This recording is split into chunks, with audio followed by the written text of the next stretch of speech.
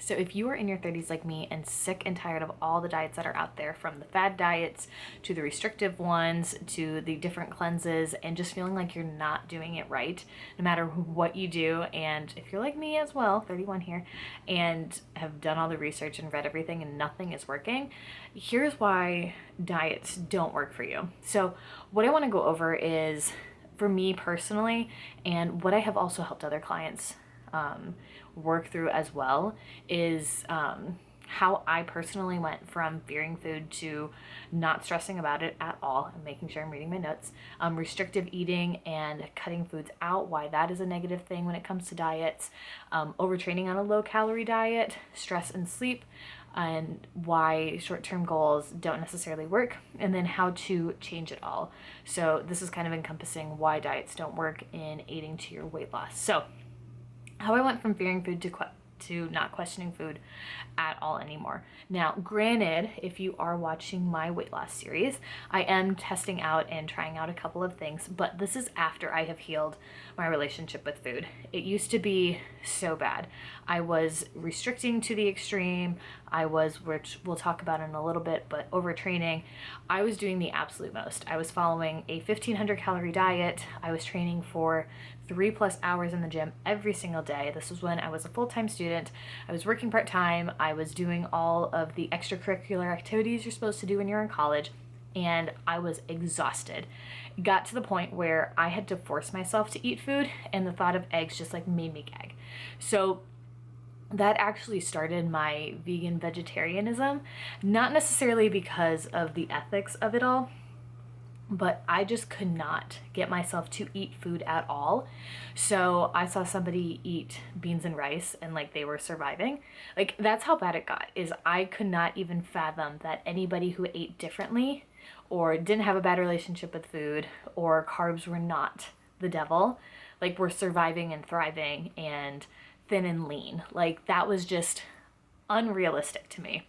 So how I went from that is I needed to change the way that I viewed food. And again, it took a lot of time and a lot of practice and years. And I'm not saying that you need to go like vegan or vegetarian in order to heal through this. Actually, if you can avoid it, I just started eating meat again a couple years ago. But the biggest thing is not stressing about doing it right or wrong. So a lot of the times we're restricting based on what other people are telling us. It's never what we want to do. Like, it's not like you are, if you have a gluten intolerance and you're avoiding wheat, it's not something like that. It's like you are forcing that like issue onto yourself. Or if you didn't have a dairy intolerance and now you are cutting out dairy and then all of a sudden you do have a dairy intolerance. It's not anything like that. It's learning to trust yourself and listen to your body, and not cutting out entire food groups, which again is restrictive eating and cutting out foods. So it's, again, this is where the fad diets and restricting and good and bad comes from, is every diet is going to have something that is bad, is the devil that you need to avoid. And that can be certain proteins, that can be certain carbs or carbs in general, that can be certain fats or fats in general. But when you're cutting out an entire food group, there's a reason that we have all of that. Like, protein is to build muscle and for recovery. Carbohydrates are for energy. Fats are to support you on a hormonal level. And then like the macronutrients, like your vitamins and minerals, kind of help with everything else in functioning with the body, which is a very, very basic form of what food does for you. But when you're cutting out entire food groups, you're taking away something somewhere for yourself. So, and when you do that, that's when you start to experience some negative side effects.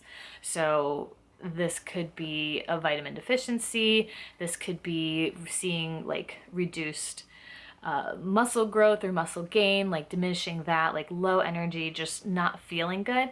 So there's a reason that all those foods are there. We just need to work on not fearing them. And that's the biggest thing. I think for me, really, it was when I had like the beans and rice and found out like I wasn't dying or withering away, or I didn't gain 20 pounds right away. Like, there is something about learning to trust yourself and feel comfortable in your body. And this also comes in with overtraining. Like, when I was super restrictive on my calories, my weight was not budging, even though I was working out like crazy. That's because my body went into starvation mode. You know, like the feast and famine, how our ancestors were. Like, if there was a famine going on and there wasn't a lot of food left anywhere, we would use our like fat stores in our body to survive until there was feast or food again. But we live in a society now where majority of us, like, we are not experiencing feast and famine. We might think that we are, or like, I've forced myself through that, and that's what dieting is. So it's going to want to hold on to fat because it thinks that we are coming into another famine. So it's not going to deplete all of those fat stores, because the main goal of your body is to survive. And if it doesn't have anything to survive the harsh winter or the negative time, then it's going to die. So it's a great thing for that, for keeping you alive. But if you're trying to lose weight and you're adding all of this stress and thinking about it 24/7 and limiting your foods and like ignoring your hunger cues and just not listening to your body at all, you're going to be just fighting with it. And that's where the overtraining part comes in, is if you are working out for excess hours a day, not seeing results, and restricting your calories no matter how low you go, it's time to fully switch it up. And one way you can do this is, I do have a freebie down below where it's a done in 10 freebie. So it's 16 different workouts that you can do in 10 minutes. And this was something that I still kind of have to remind myself that you can get a lot done, that a 10-minute workout is better than no workout at all. And sometimes it's healthier for you too. So if you have been overtraining or you have fallen out of your love and enjoyment of the gym, I would definitely grab that freebie down below, test it out and try it out. And it's a good kind of validation to prove to yourself that you can do this, that it is going to be okay, that you can still stay strong and things like that. And just on a side note, I usually do this when I'm on my period, like a couple days after it starts, just to get some kind of movement in. And it's better than nothing. And it's a nice, easy way of kind of just going through the motions, because it is a 10-minute workout. But the overtraining aspect is a big thing when it comes to why your diet's not working, especially when we get to our 30s. Like, there is a little bit of leeway when you're in your 20s. That wasn't the case for me, but there is a little bit of leeway when you are younger. Not that 30 is old, but that you can kind of play around with. But as you start to get older, and honestly, we're tired. We're just tired. And that can be enough of a reason to not want to do diets anymore, is that you're just freaking tired of everything. So the other thing that you need to focus on is your stress and sleep. And that is the biggest thing. And honestly, something that I am still working on, because my schedule will shift, or if I get a new job, like, it's hard to kind of balance that out. And it does take some time, but reducing your stress, limiting it, or learning to balance it a little bit better, or handle it a little bit better, and making sure that you're getting good sleep. Now, there will be all kinds of studies that you need like 7 to 8 hours of sleep, depending on who you talk to. Maybe women need 10 plus hours of sleep, and so, for some of us, who has time for that? Like, I live with my boyfriend, and we don't have a dog, we don't have any kids. I'm not planning on that anytime soon, but wherever, no kids. But for the people that do have kids, how are you supposed to get that much sleep? Like, you and your partner, you're going to have to alternate if you're going to want to even do that, but that's not even an option. So you just already feel defeated. But the biggest thing is just to kind of test out. So I know that for me, my sweet spot is about 6 to 7 hours of sleep a night. If I can do that, I am feeling great. Do I do that all the time? No, I do not. But that is also why we are doing this weight loss experiment thing and testing things out, because I know that that is a big factor in why I'm not losing weight, is my stress and my lack of sleep. So if you are feeling that way too, and you are like relatively active and you're eating a relatively healthy diet, focus on that. Try that out, because there's a good chance that that is why your diet's not working either. And we tend to look at diets as a short-term goal. So it's right before our vacation, it's right before the wedding, it's right before the high school reunion. Because if we're in our 30s, we're going on like our 10, 15, 20-year high school reunion. That's terrifying. Any hoosers, it's all a short-term goal. It's not something that we can maintain long-term. And if it's not something you can maintain long-term, why on earth would you stick with it? You're just going to be cycling, yo-yoing up and down forever moving forward. And if that's not something you want to do, what needs to change is how you approach it. It needs to be something maintainable. Yes, it is going to be an adjustment period to work through that. And if you want to kind of see what that looks like, if you want to see what testing that out is, definitely subscribe, because that's what I will be doing with my weight loss journey, because I have been seeing results, but it is not going to be fast. That is where like the excitement of it all goes away. It is so hard to sell. It is so hard to promote slow, steady weight loss, because I want to see the fast weight loss. I would love to drop 10 pounds in a month. That sounds fantastic. But is that maintainable? Is that actually healthy? Most likely not for the majority of people, especially when you've got like 15 to 30 pounds to lose. That's going to be a lot harder, because in the grand scheme of things, compared to what society in general might need to lose or want to lose, like that is going to be a smaller number. And anyways, like it's not that sexy of a number. Like I want to lose 20 pounds and I'm down a couple pounds. I am down about 10 from my like heaviest, but it starts with slow changes. It starts with being consistent with my food intake and trying out different things and testing out like intermittent fasting or having breakfast or having my coffee at a later time.